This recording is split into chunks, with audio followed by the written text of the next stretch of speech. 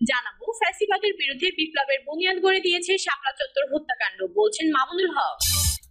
ডাকসু নির্বাচন জাতীয় নির্বাচনের মডেল হিসেবে বিবেচিত হবে, বলছেন স্বরাষ্ট্র উপদেষ্টা। দুর্নীতিবাজ চাঁদাবাজ সন্ত্রাসীদের ভোটের মাধ্যমে বয়কট করতে হবে, বলছেন হেলাল উদ্দিন। এদিকে মা বোনেরা ধানের শীষ ও খালেদা জিয়াকে ভালোবাসেন, বলছেন দুলু।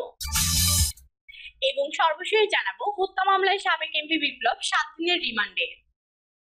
এতক্ষণ শুনছিলেন সংবাদ শিরোনাম, এবারে বিস্তারিত। ফ্যাসিবাদের বিরুদ্ধে বিপ্লবের বুনিয়াদ করে দিয়েছে শাপলা চত্বর হত্যাকাণ্ড, বলছেন মামুনুল হক। বাংলাদেশ খেলাফত মজলিসের আমির ও হেফাজতে ইসলামের কেন্দ্রীয় যুগ্ম মহাসচিব মাওলানা মামুনুল হক বলেছেন, ফ্যাসিবাদের বিরুদ্ধে বিপ্লবের বুনিয়াদ গড়ে দিয়েছে শাপলা চত্বর হত্যাকাণ্ড। 2013 সালের 5ই মে হেফাজতে ইসলামের সমাবেশে আওয়ামী লীগের চালানো নির্মম হত্যা, শাপলা চত্বরে শহীদ হওয়া আলেম ও মাদ্রাসা ছাত্রদের খোঁজ খবর সহ সমসাময়িক নানা বিষয়ে তিনি কথা বলেছেন দৈনিক যুগান্তরের সঙ্গে। সাক্ষাৎকার নিয়েছেন তোফায়েল গাজালি। আপনি প্রায় বক্তব্যেই বলেন, প্রয়োজনে আবার শাপলা চত্বরে যাব। শাপলা থেকে আপনারা পালিয়ে এসেছিলেন, সেখানে আবার যেতে চান কেন? জবাবে মামুনুল হক বলেন, শাপলা চত্বর থেকে পালিয়ে আসা কথাটার সঙ্গে আমি কোনোভাবেই একমত নই। সেদিন শান্তিপূর্ণ কর্মসূচিতে রাষ্ট্রীয় বাহিনী গুলি, টিয়ার সেল দিয়ে নিরস্ত্র মানুষের উপর হামলা চালায়। গুলির মুখে সেখানে অবস্থান করাটা কোনোভাবেই সম্ভব ছিল না, আর এর কোনো নজিরও ইতিহাসে নেই। সেদিন বহু মানুষ প্রাণ দিয়েছে, কেউ আহত হয়েছে, কারো চোখ নষ্ট হয়েছে, কারো অঙ্গহানি হয়েছে। তিনি বলেন, এই হত্যাযজ্ঞের মাধ্যমে আওয়ামী লীগের অস্তিত্বে এমন কলঙ্কের দাগ লেগেছে যা শত সহস্র বছরেও মুছবে না। বরং এই শাপলা চত্বরই বাংলাদেশের মানুষের মুক্তির জন্য ফ্যাসিবাদের বিরুদ্ধে বিপ্লবের বুনিয়াদ গড়ে দিয়েছে। 2013 সালের আন্দোলনই 2024 সালের জুলাইয়ের বিপ্লবকে সফল করেছে। তিনি আরো বলেন, শাপলা আমাদের চেতনার বাতিঘর। যেমনি ভাবে ব্রিটিশ বিরোধী আন্দোলনে বালাকোটের রণাঙ্গনে বাহ্যিকভাবে মনে হয়েছিল যে বীর যোদ্ধারা পরাস্ত হয়েছেন, কিন্তু আসলে সেই আত্মদান এবং শাহাদাতের মাধ্যমে ব্রিটিশ বিরোধী আন্দোলনের ভিত শক্ত হয় এবং একসময় ব্রিটিশরা এদেশ থেকে বিতাড়িত হতে বাধ্য হয়েছিল। মামুনুল হক বলেন, 2013 সালের 5 ও 6 মে আমাদের জন্য নতুন এক বালাকোট তৈরি করেছে। শাপলা আজ আমাদের চেতনার বাতিঘর। আমরা বিশ্বাস করি, অন্যায় অবিচারের জুলুম স্বৈরতন্ত্র কিংবা ফ্যাসিবাদের বিরুদ্ধে এই শাপলার চেতনা আমাদের প্রজন্ম থেকে প্রজন্মান্তরে উজ্জীবিত রাখবে। এজন্যই আমরা বলি, শাপলা শুধু একটি দিন বা একটি ঘটনা নয়, এটি একটি প্রতীকী ইতিহাসে পরিণত হয়েছে। অন্যায়ের বিরুদ্ধে দাঁড়ানোর জন্য উদ্বুদ্ধ করতে এটি সাহসের প্রতীক। তাই যখনই অন্যায় দেখি, তখনই আমরা শাপলার চেতনা উজ্জীবিত হওয়ার কথা বলি। হেফাজতে ইসলামের কেন্দ্রীয় নেতা বলেন, প্রকাশিত তালিকাটি হেফাজতে ইসলামের প্রণীত বা অনুমোদিত তালিকা নয়। এটি কোনো একজনের ব্যক্তিগত খসড়া, যা গণমাধ্যমে হেফাজতের নামে ভুলভাবে প্রচারিত হয়েছে। আমরা 2013 সাল থেকে শহীদদের তালিকা প্রণয়নে কাজ করে যাচ্ছি। এই পর্যায়ে এসে আমার মনে হয় যে এর চূড়ান্ত তালিকা প্রকাশ করা আমাদের পক্ষে সম্ভব হবে না। এর অন্যতম কারণ হলো, বহু শহীদদের লাশ গুম করা হয়েছে, যাদের পরিবার জানেই না যে তাদের আপনজনের কি হয়েছে, কোথায় গিয়েছে। তিনি বলেন, এমনও অনেক আছেন যাদের লাশ গুম হয়নি, কিন্তু ওই সময় নিরাপত্তার কারণে তাদের পরিবার পরিচয় গোপন করেছে। অনেক শহীদদের পরিবার অসুখ বিসুখ, দুর্ঘটনা ইত্যাদি কারণ দেখিয়ে লাশ দাফন করেছে। আমরা যাদের পরিচয় নিশ্চিত করতে পেরেছি, তাদের তথ্য দিয়ে শহীদনামা নামে একটি গ্রন্থ প্রকাশ করেছি। আমাদের অনুসন্ধান এখনো চলমান। ডাকসু নির্বাচন জাতীয় নির্বাচনের মডেল হিসেবে বিবেচিত হবে, বলছেন স্বরাষ্ট্র উপদেষ্টা। ঢাকা বিশ্ববিদ্যালয় কেন্দ্রীয় ছাত্র সংসদ নির্বাচনে এখন পর্যন্ত কোনো অপ্রীতিকর ঘটনা ঘটেনি বলে জানিয়েছেন স্বরাষ্ট্র উপদেষ্টা লেফটেন্যান্ট জেনারেল মোহাম্মদ জাহাঙ্গীর আলম চৌধুরী। তিনি বলেন, ডাকসু নির্বাচনকে জাতীয় নির্বাচনের সঙ্গে মিলিয়ে ফেলা যাবে না।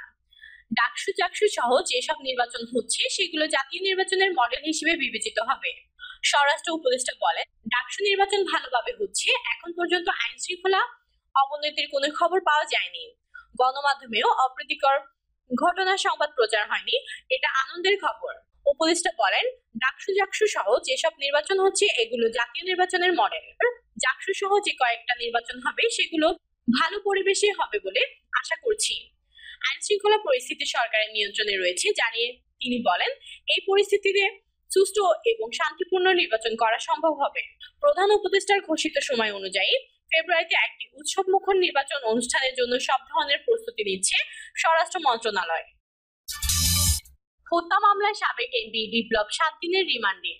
বৈষম্য বিরোধী ছাত্র আন্দোলনে দিনমজুর রিয়াজুল ফরাজি হত্যা মামলায় মুন্সিগঞ্জ ৩ আসনের সাবেক সংসদ সদস্য মোহাম্মদ ফয়সাল বিপ্লবের ৭ দিনের রিমান্ড মঞ্জুর করেছেন আদালত। মঙ্গলবার সকালে মুন্সিগঞ্জ সদর আমলি আদালতে বিপ্লবকে হাজির করে ১০ দিনের রিমান্ড আবেদন করেন মামলার তদন্তকারী কর্মকর্তা সদর থানার উপপরিদর্শক শিপন আহমেদ। শুনানি শেষে আদালতের বিচারক সিনিয়র জুডিশিয়াল ম্যাজিস্ট্রেট মানিক দাস ৭ দিনের রিমান্ড মঞ্জুর করেন। কোর্ট পুলিশের পরিদর্শক কামরুল হাসান বিষয়টি নিশ্চিত করেছেন। এর আগে গত ২২ জুন দিবাগত রাত ১০টার দিকে ঢাকার মণিপুরি পাড়ার একটি আবাসিক ভবন থেকে ঢাকা মহানগর গোয়েন্দা পুলিশ ফয়সাল বিপ্লবকে গ্রেপ্তার করেন।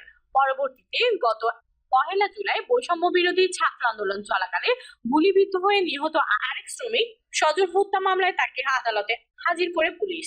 ওই মামলায় ২ দফায় ১২ দিনের রিমান্ড শেষে তাকে ঢাকা কেরানীগঞ্জ কেন্দ্রীয় কারাগারে পাঠানো হয়। প্রসঙ্গত, গত বছরের জুলাই আগস্টে বৈষম্য বিরোধী ছাত্র জনতার আন্দোলনে সরকার পতনের আগের দিন ৪ আগস্ট মুন্সিগঞ্জ শহরের থানারপুর কৃষি ব্যাংক এলাকার ব্যাপক সহিংসতায় গুলিবিদ্ধ হয়ে দিনমজুর রিয়াজুল সহ ৩ জনের মৃত্যু হয়। আহত হয় প্রায় দেড় শতাধিক।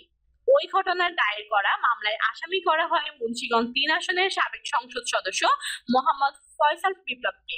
২০২৪ সালে দ্বাদশ জাতীয় সংসদ নির্বাচনে মুন্সিগঞ্জ ৩ আসনে স্বতন্ত্র প্রার্থী হিসেবে নৌকার দুর্নীতি বা চাঁদাবাজ সন্ত্রাসীদের ভোটের মাধ্যমে বয়কট করতে হবে বলছেন ডক্টর হেলাল উদ্দিন।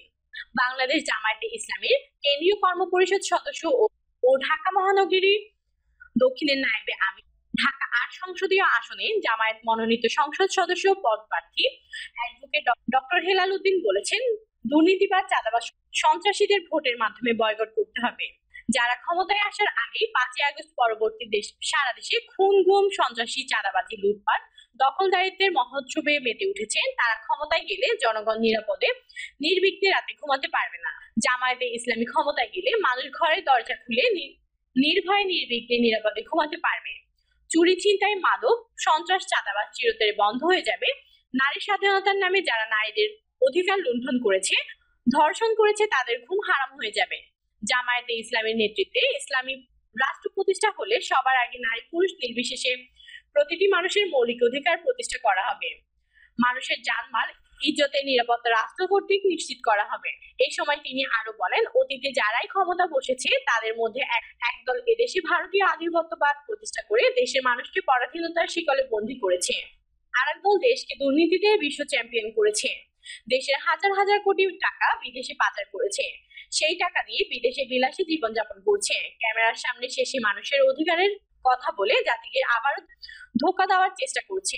এই দলের নেতাকর্মীরা ফুটপাত থেকে চাঁদাবাজি, দখলবাজি, ওদের বালু পাথর লুট করে সেই দলের কাছে জাতির নিরাপদ থাকতে পারবে কিনা প্রশ্ন রেখে ডক্টর হেলাল উদ্দিন বলেন, পুরনো ব্যবস্থা রাষ্ট্র চলবে নাকি